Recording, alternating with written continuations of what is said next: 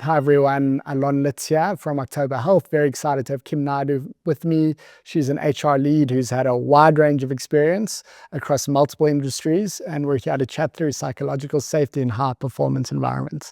So with that, Kim, welcome. Thanks so much. Thank you, Alon. Thank you for having me. Awesome. So I'd love to kick off these discussions with you, just giving a bit of context to your background and your experience. Sure.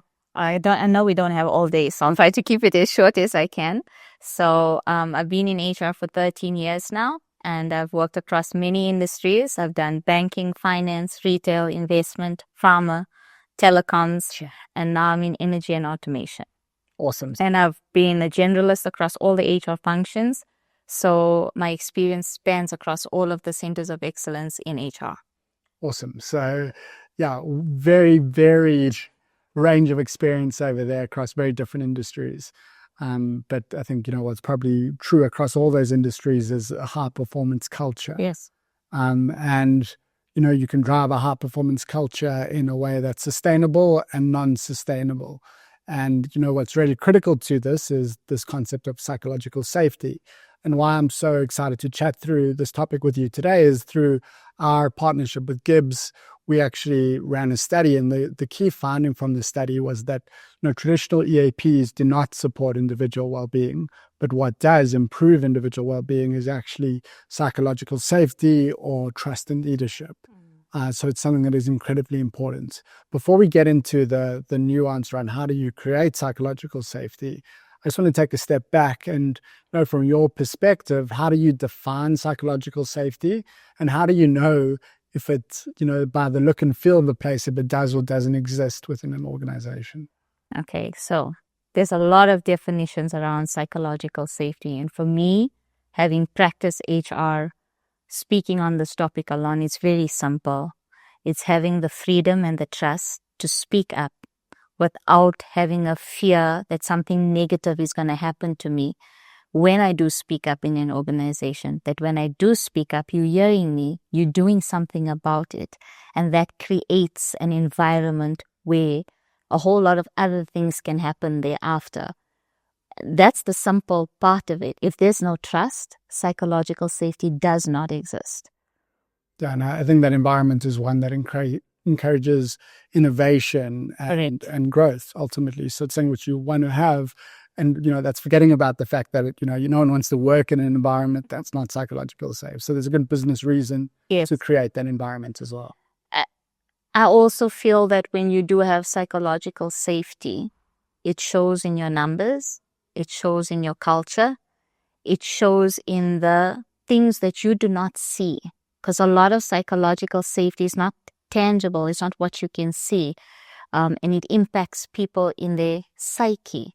So you are a three-part being, Alon. You are a spirit, you have a soul, you live in a body.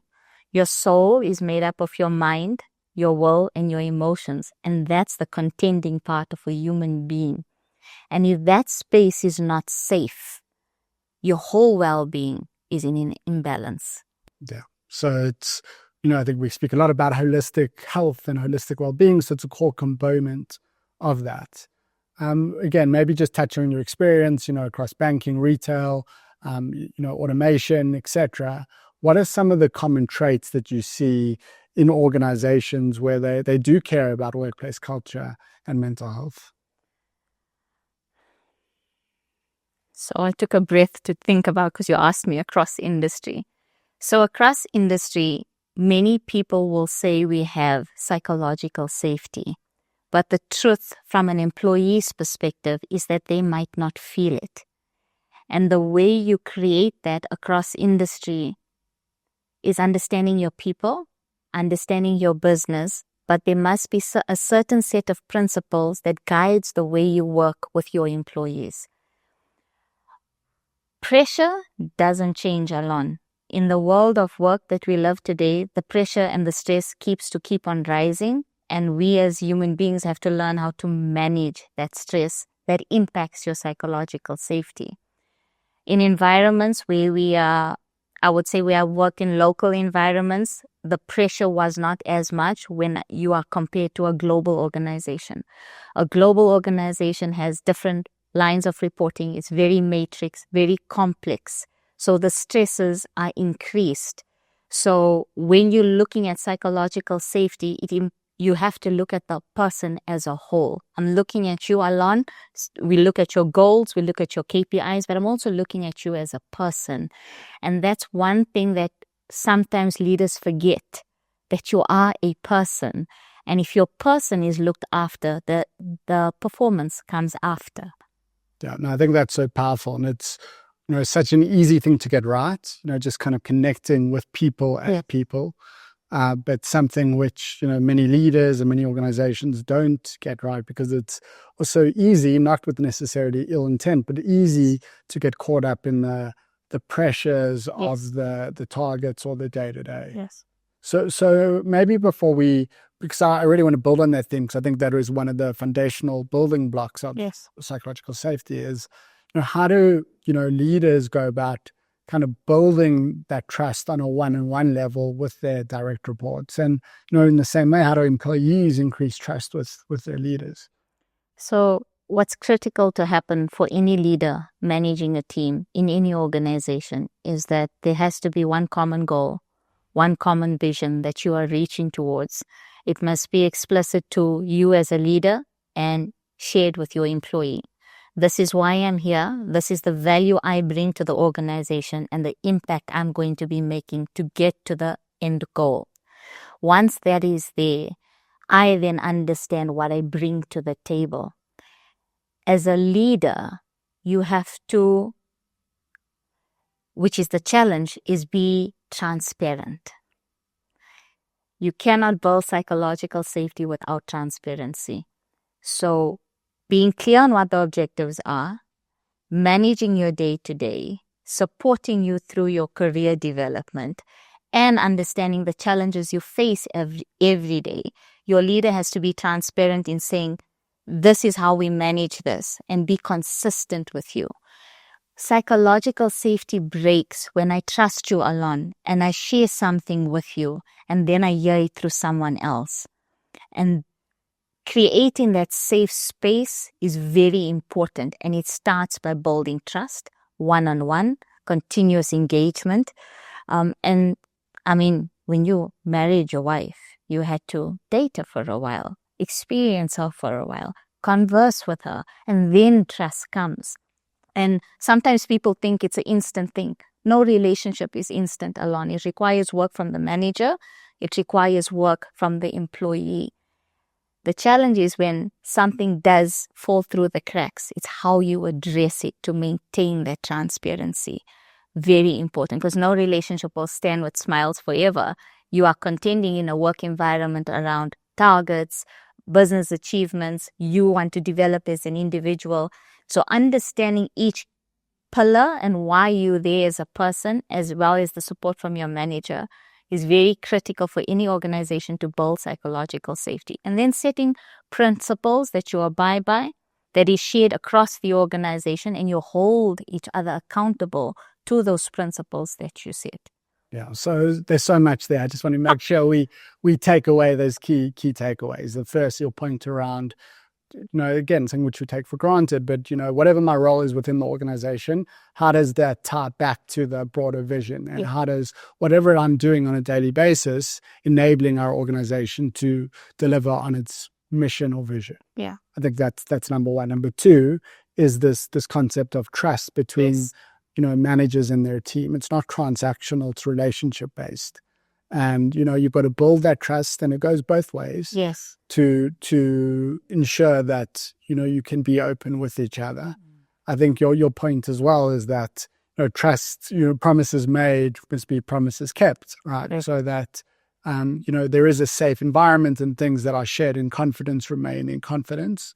And then I think the final point that you were making is that the manager's role also needs to kind of be one of mentorship to that individual to help them grow and succeed. So it's a lot more than, just coming into the office and checking, did my did my employee meet that Yeah. KPI for that week or not, or that month or not. Yes. And I think, unfortunately, a lot of managers fall into the trap of being KPI driven, not necessarily thinking about all those other factors.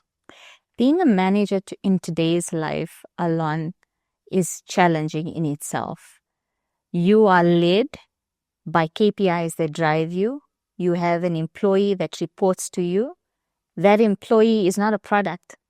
That employee is a human being, and their emotions and their feelings change. So understanding that employee is just like understanding the product you sell or the services you are giving. It's equally important, because not understanding the person as a leader does cost you in the long run. And the quicker you work on a relationship, the quicker you iron out things that seem to crop up. And you must understand, in a relationship, it's a contract. We are human. We will mess up. We will fail.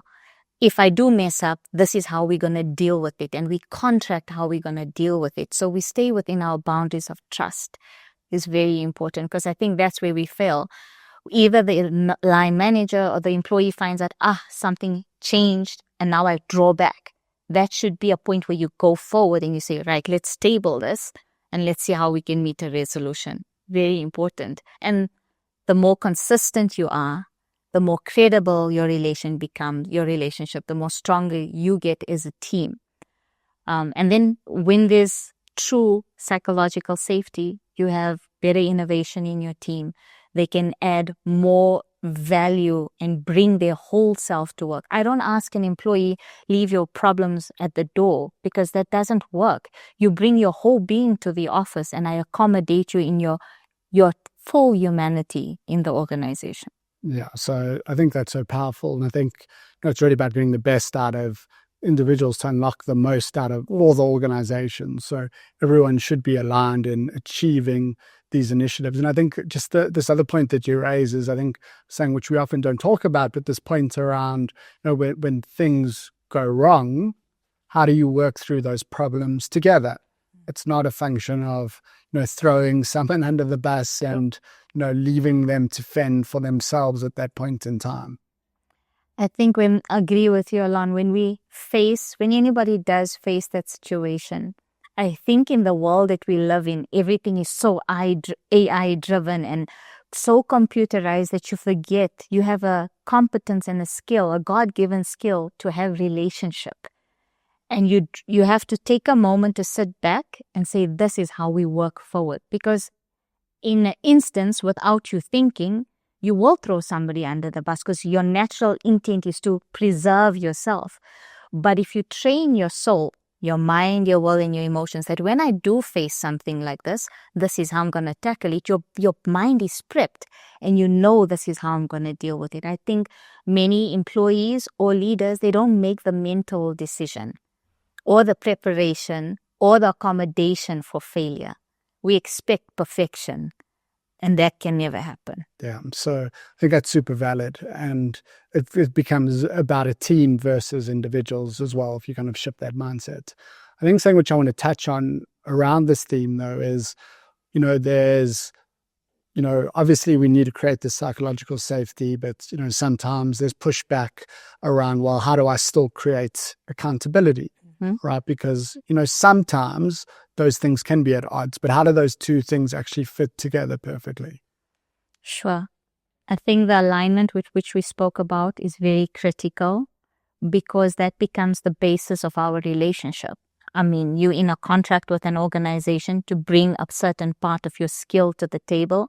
A leader is there to bring their empowerment and their coaching to you. And when the two marry, they create some magic. So understanding that is critical. And as a leader, balancing the two is knowing this is why I'm here. And when I derail sometimes, I'm coming back to my purpose and back to the focus point of why I am here. So from an employee's perspective, am I doing what is required of me? Am I showing up in as much as I want my manager to show up? And vice versa for the manager. Those are important questions to ask, and having a center focus that this is what guides us. So in your life, you have a certain set of values that you live by. And every decision you make is based on that values. So the same with the relationship between a manager and an employee, creating that safety. This is what's going to govern how we work with each other. And this is our guidelines. This is the governance we build for ourselves. So nobody else creates that. You create that with your manager. And then that gives you kind of like a ring fence in how you operate. And then you have a compliance measure. You build it in for yourself to say, if this doesn't work out, this is how I'll always come back to you. And this is how we address. I think, Alon, that's for me the key. Knowing what you're there for, being aligned, when things fall, how we deal with it, and how we draw back to the purpose of what the relationship is there for. Yeah, and so much of that just comes down to communication. Yeah. And I think, again, it's often when it's amazing how easy it is to get these things wrong, in that, if you set a deadline and you're going to miss that deadline, often people's reaction to that is just pretend the deadline didn't exist and hope the other person didn't catch you out. But the person probably realizes because there was a deadline for a reason. And if you just manage expectations going into that, then you can retain that trust. And as soon as you miss the deadline, you break that trust. Sure. So there are little things that people can do, then anyone can really apply these skills or these tactics to how they build relationships. I think in any relationship, and I'll go back to like a dating relationship, you get to know somebody, you understand their favorite color, what food they like, and then what's their boundaries, what's their pressure points. Don't do this because I don't like it. That is called a contracting session on ways of working in a corporate world. So you got to build that. If I miss a deadline, if I'm not going to make a deadline, what do you expect from me? I expect you to let me know a certain hours before. That has got to be established instead of doing it through trial and error, because that creates a distrust. Because if a deadline is due, I'm already trusting that you're going to have it done. And if you fail, human nature, I'm going to worry if my next deadline is going to be met. So managing expectations in the relationship is critical for psychological safety. Yeah, something which I've heard people speak about in the past is this relationship capital concept, right? And you can earn relationship capital. And how do you do that? By delivering on promises, by going above and beyond, by helping people out. You can burn capital. How do you do that? Break promises. Right. And you can spend your relationship capital as well, right? By asking for favors. And it maybe does make it a little bit transactional, but it really is that simple. You want to be earning, and when you need to, you can spend some capital, but you shouldn't be burning that capital unnecessarily. Correct. I think to talk to that point, Alon, there comes a point in psychological safety. It requires emotional intelligence.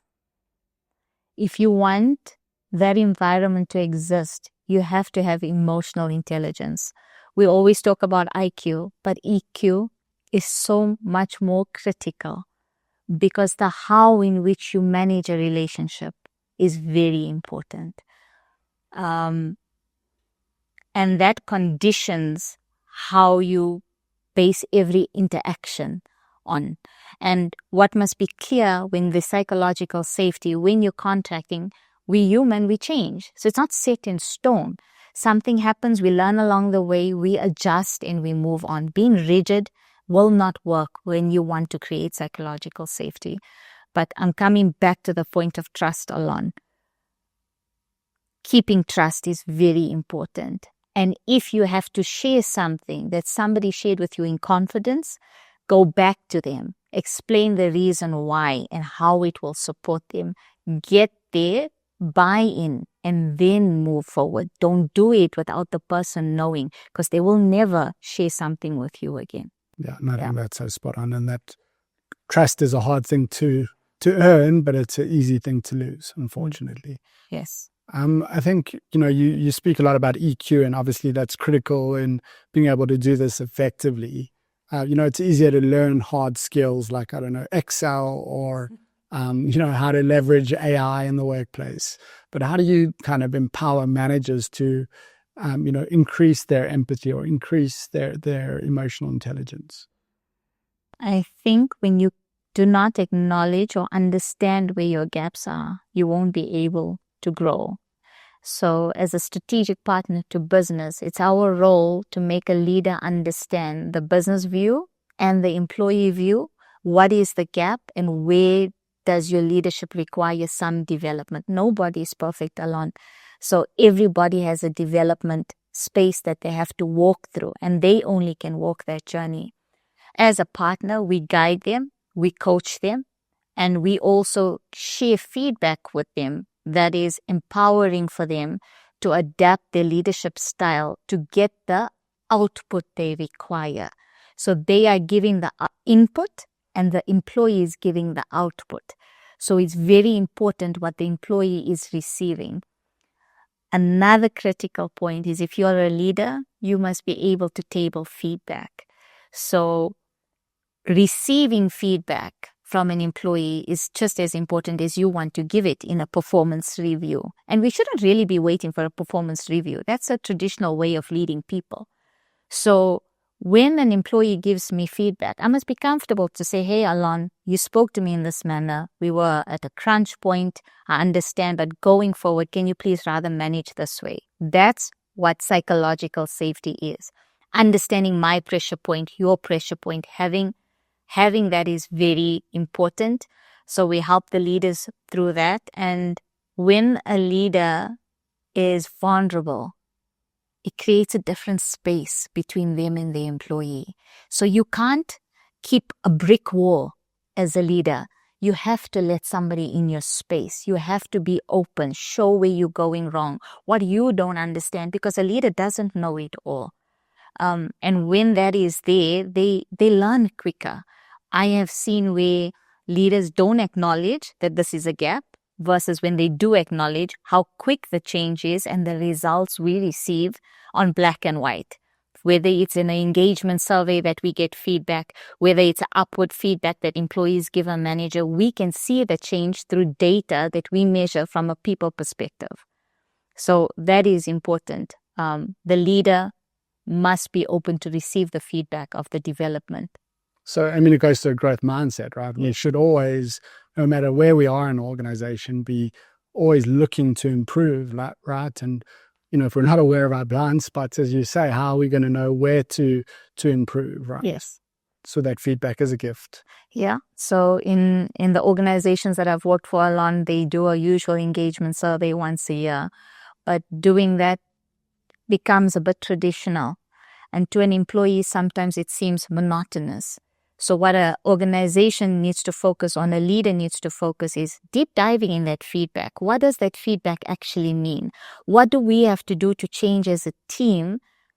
Get the feedback from the employee, and then we work it as a team. So it becomes a joint effort and not just a burden on a leader or an employee to change. This is a joint effort because a relationship is not one-sided.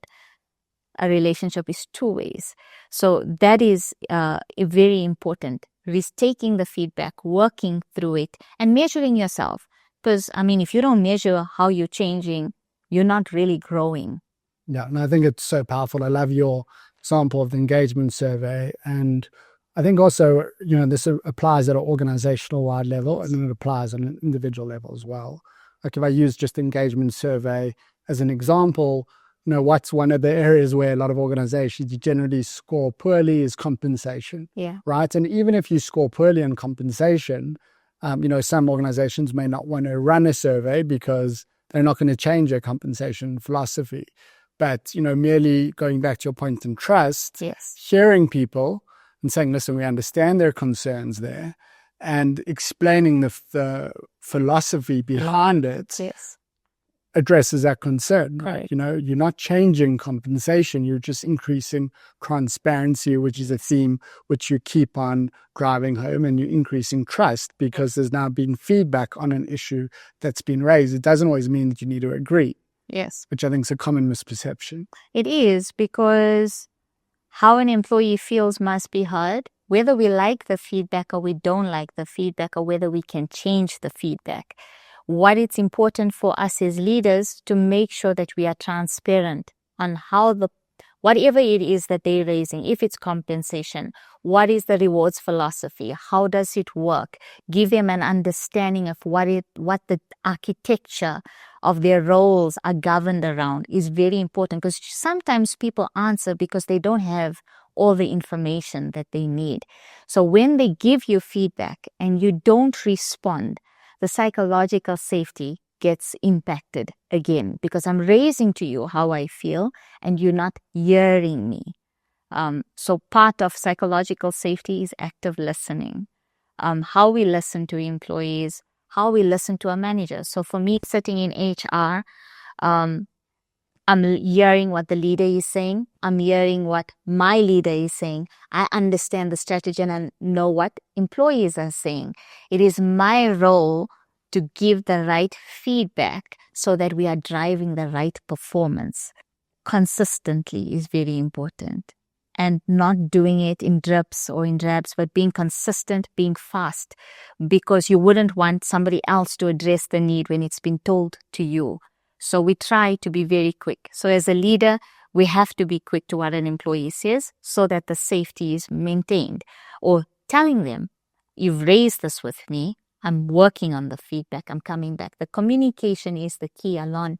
And again, even in a relationship, you face challenges because you don't know how to communicate. So when we learn how to communicate from understanding each other, then we know we're on the right track, because we might not be giving the information that they want to hear, but at least I know, Alon, you are working with my query.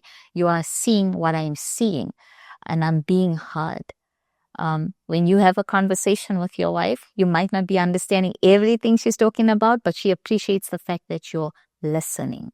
Yeah. And that's important. Yeah, I think your point on, you need to listen, right, doesn't always mean that you need to agree. Yes. Right. But as long as you're transparent around your reasons, that, goes a long way in maintaining that trust. Yes.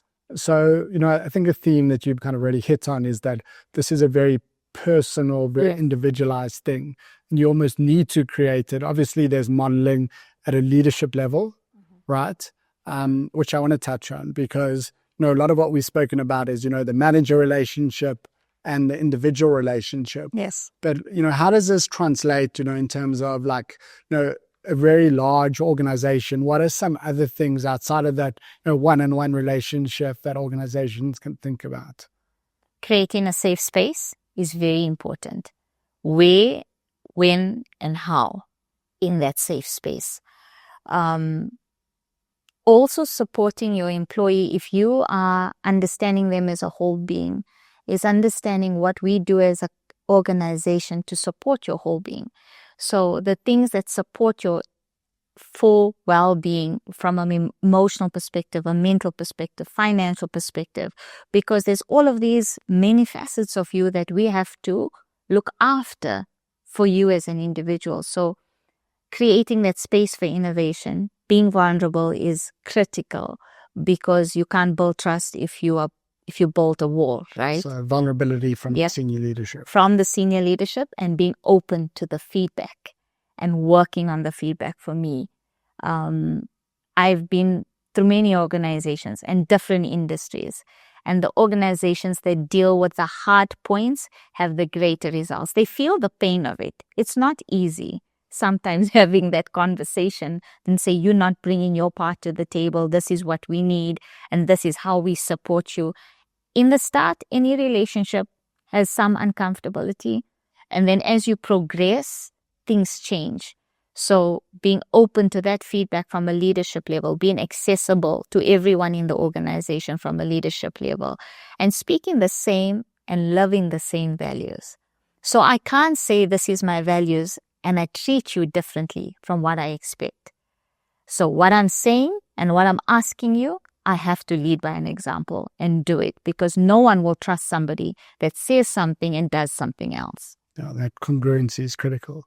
I think, as we kind of move towards a close, given your experience with advent of Gen Z and the different generations in the workforce, is this something where every kind of persona in the organization reacts in a similar way, or are you seeing different trends across different generations? Definitely. Definitely. So we sit with people data and we go through people data from a well-being perspective, from a performance perspective, from a development perspective. You can't make decisions today alone without data. And the data does tell us different generations, they experience things differently. And the younger generation that is in the workforce right now are very adamant and very persistent on mental well-being. You will find them pull you into a meeting to say to you, I need to discuss this with you. Whereas the older generations would wait for something to happen. So we see the difference. We recognize the needs that are different. That means we cannot be traditional in the offerings we give our employees.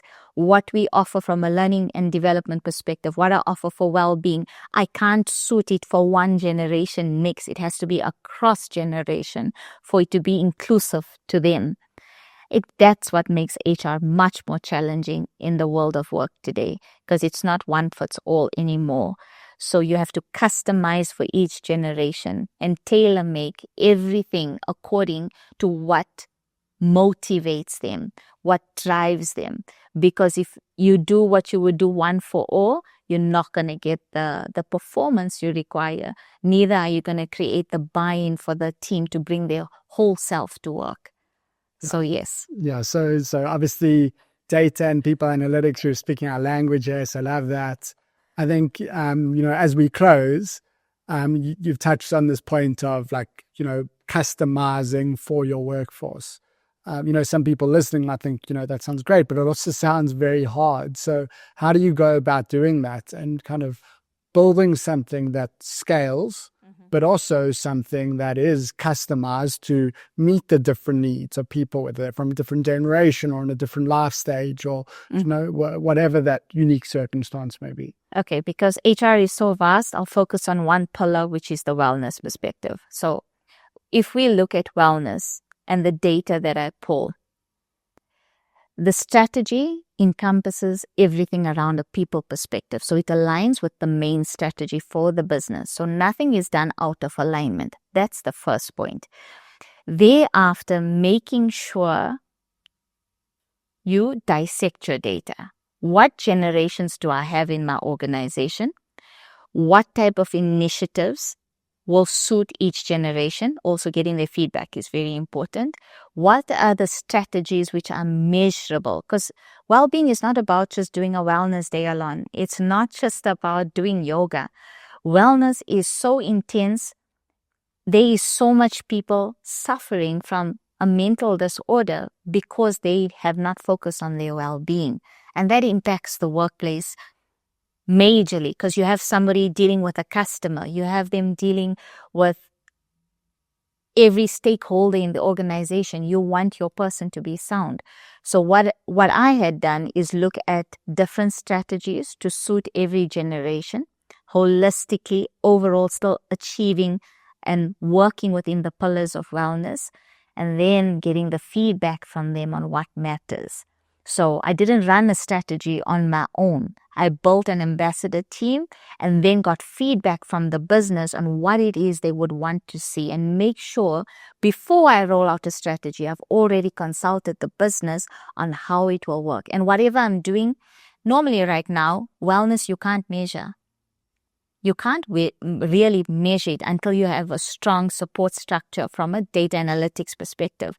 But what you can measure and how you train somebody to change their behavior is what matters. Because I could sit on a call, listen to somebody talk to me about psychological safety and not give me the tools how to manage it. The call would be useless to me. So working that in any aspect, even if you look at performance management, how do we manage different generations in the organization? What is the driver? How do you have a conversation with each generation? Because it's not the same. Having a conversation across the generations, I can tell you, has been different, and you have to adapt. It's like having kids at different ages. They give you a whole new perspective of what life is. And then you have another child that shares something with you, but you're the same mom dealing with both the kids, and you have to assess what strategies work best. Yeah, so I love that. And I think as as much as we're talking about the organization, it's not different to what a leader should be doing with their team. The only difference is that you're looking at aggregated data. And I guess the challenge in the HR world is how do you get that aggregate data? And then, it's about a conversation and that feedback loop consistently to iterate and improve, right? And be honest what's working, what's not, and just being transparent with each other. So Kim, thanks so much. I think, a lot of practical wisdom shared that everyone listening can implement within their business. So really appreciate it. And thanks for joining us. Thank you for having me, Alon.